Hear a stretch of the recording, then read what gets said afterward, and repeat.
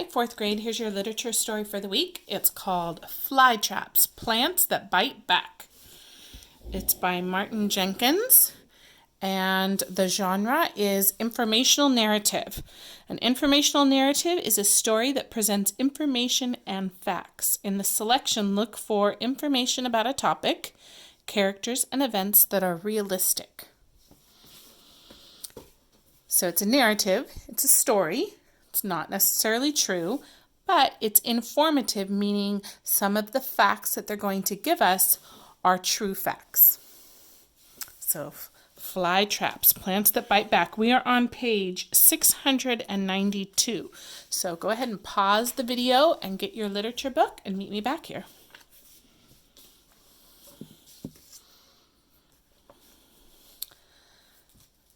Plants that eat animals are called carnivorous plants. There are hundreds of different kinds, and they grow all around the world.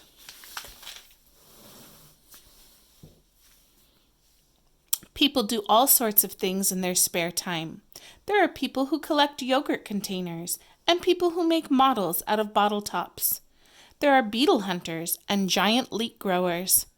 Me, I like watching plants that eat animals. It all started with a plant I found in a pond. It had little yellow flowers sticking out of the water. Under the water, there were tangled stems with hundreds of tiny bubbles on them. A friend told me it was called a bladderwort. There are over 200 different kinds of bladderworts. Most of them grow in ponds and rivers. They are usually very small, with narrow leaves and stems. And throughout this story, you will see red text in a little box. That's the informational text where they're going to give us facts. She said the bubbles on the stems were the bladders.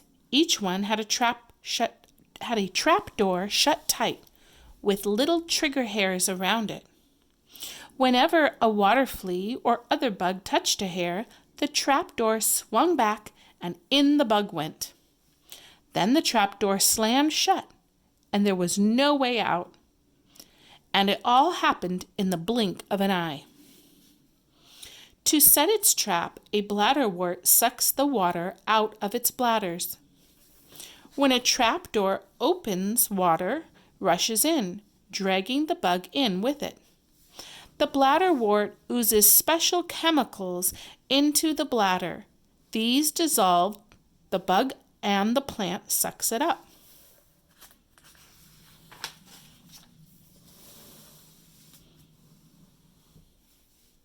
Wow, that's neat, I thought. The trouble was, the traps on my plant were so small and so quick that I couldn't really see them work. Well, I decided I'll just have to find a bigger carnivorous plant. So I did. I had to climb a mountain, mind you, and walk through all its boggiest, mossiest places. But there in the moss were little red plants, shining in the sun. I thought they were covered in dewdrops, but they weren't. They were sundews, and the shiny parts were sticky like honey. I'm sure you can guess what they were for. I had to leave the sundews when the clouds rolled in. But as soon as I got home, I sent away for some sundew seeds of my own.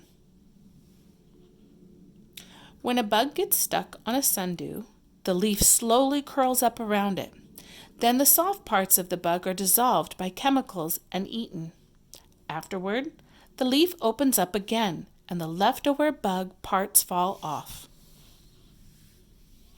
Butterworts are carnivorous plants too, and often grow in the same places as sundews. They have flat leaves like fly paper.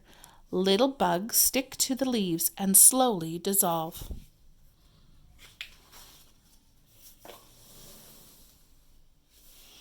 The seeds weren't just for ordinary sundews, though.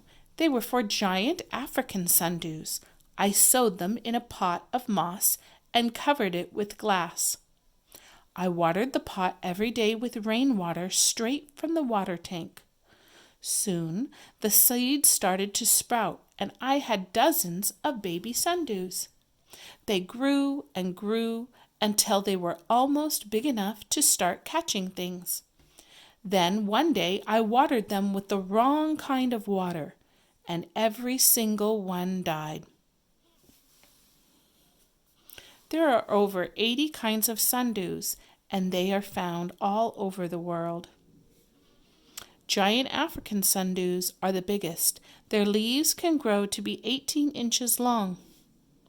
My sundews died because I accidentally put fertilizer in the water. All carnivorous plants hate fertilizer.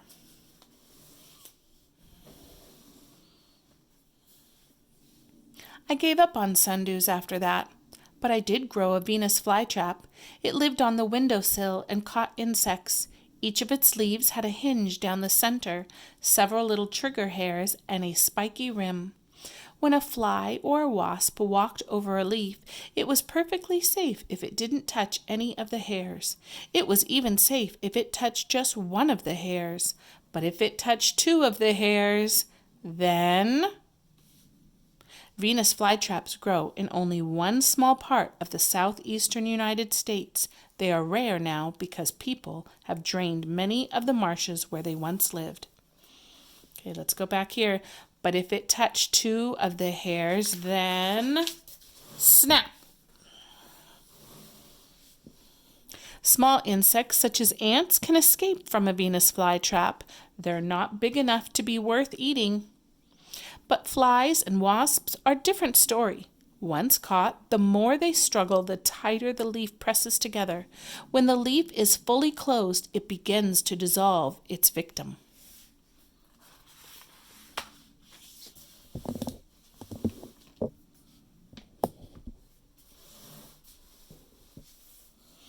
My Venus flytrap seemed quite happy, so I thought I'd try growing something even bigger. The next plant I got was a cobra lily. This one caught insects too, but it didn't actually do very much. It had leaves like funnels with a slippery rim and a little pool at the bottom. Cobra lilies get their name because their leaves look like cobras, not because they eat them. Cobra lilies grow along the western coast of the United States. Their leaves can be up to 18 inches long. When insects crawled inside, they fell into the pool and couldn't climb out, so they stayed there and became bug soup for the lily. I was very happy with my cobra lily. Sure, it was the biggest carnivorous plant of all. But then my friend told me about pitcher plants. Pitchers are even bigger, she said, but they are very difficult to grow. In that case, I thought, I'll just go and find some wild ones. So I went all the way to Malaysia.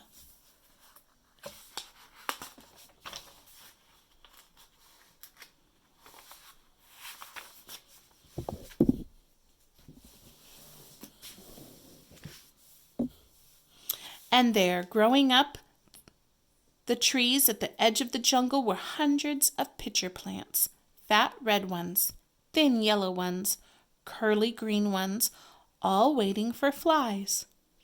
I didn't see the biggest pitcher plant of all, though.